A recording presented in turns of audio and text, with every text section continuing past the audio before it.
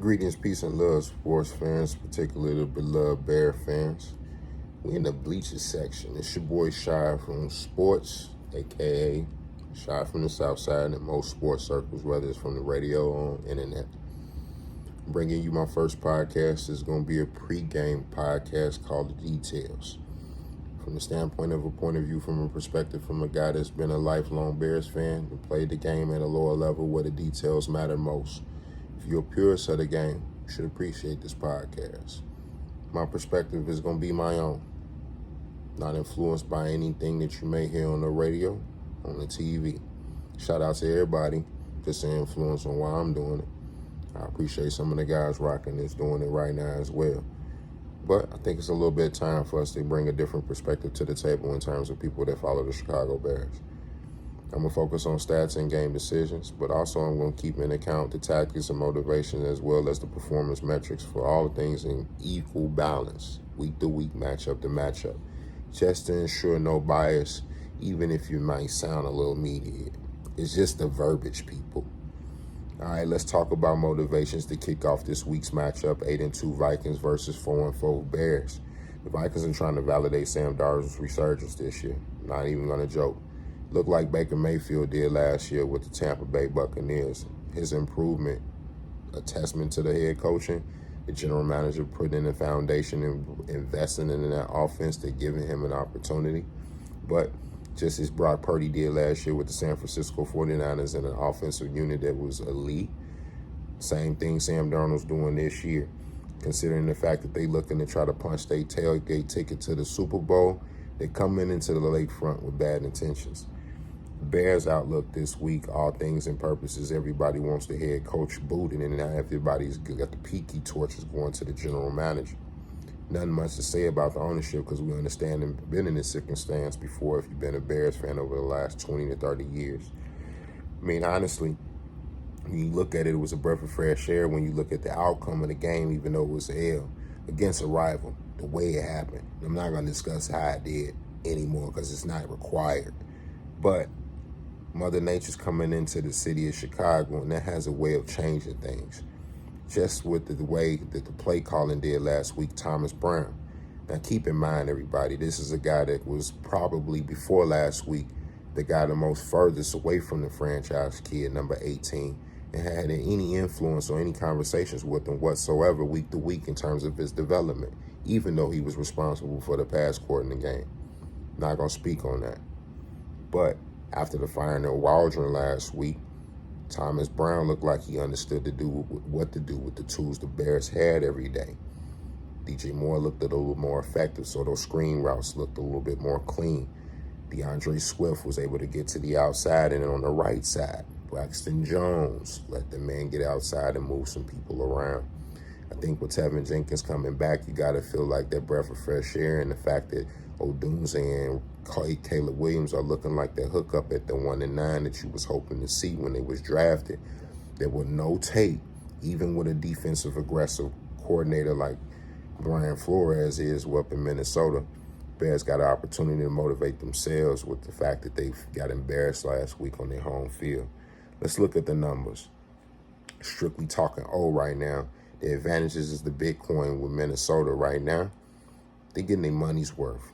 Getting plenty of cash from that offensive line. They kept them clean for most part of the year. Even though Darnold's turned the ball over a little bit, they've kept this team with the lead, allowing that defense to do what it does, which is go hunt. Now, offensively, they got a good running game. Aaron Jones almost at 700 yards. Justin Jefferson almost at 1,000.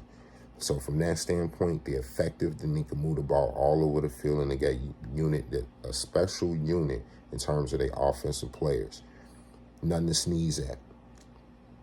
Bears on the other end, when you look at what they're trying to be doing, I really haven't found out what their formation-wise is going to be, their identity. I mean, if you look at bringing in 2 tight ends, I haven't seen much from Everett to make me feel like he's worth having on the field and taking snaps away from somebody like Odunze, or even from the simple fact that he's taking away opportunities from a 4th receiver like Tyler Scott, somebody is vertical, somebody has some speed. So you want to go 4 or 5 wide receivers as opposed to having 2 tight ends. That this might be the week for it, especially if you're talking about Keenan Allen's got a bad wheel. Defensive advantages, this is the matchup of the game. Everybody bought their tickets to see what type of blitzes Brian Flores is going to throw at the Saint for Caleb Williams. To me, I think if he comes out a little vanilla and plays a lot of zone, meaning that he's going to try to see if Caleb has learned anything in terms of playing the safe game, the check down game. And if that's the case, it's going to be a close game for 4 quarters. However, Mr. Vanilla himself, Mr. Bend Don't Break. Once again, even last week against Jordan Love, between the 20s, they moved the ball down the field easy as cake.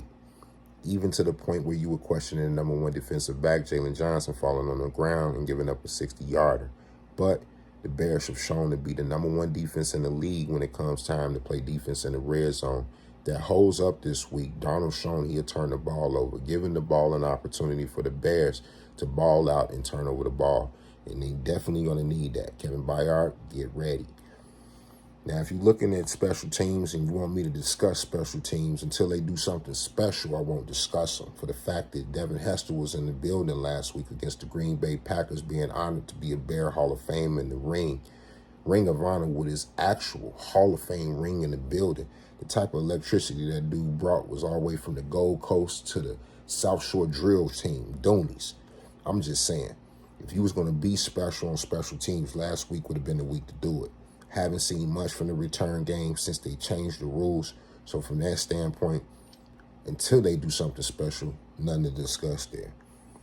By the books, you got to really look at the final aspect of the game. Projections. With all the things said, the Minnesota Vikings have an opportunity to completely take the Chicago Bears out of the equation in the conference in terms of playoffs or any type of predictive or positive playoff aspirations moving forward. Short week coming up with the Lions.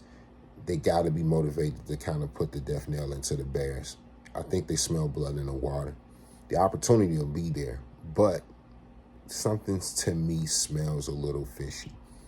This 8-2 record for this Minnesota Viking teams, even though, like I told you, that they look legit on the numbers, I believe that there's some chinks in his flaws and there's also some errors based on these numbers. Everything ain't adding up to me. The math ain't mathing.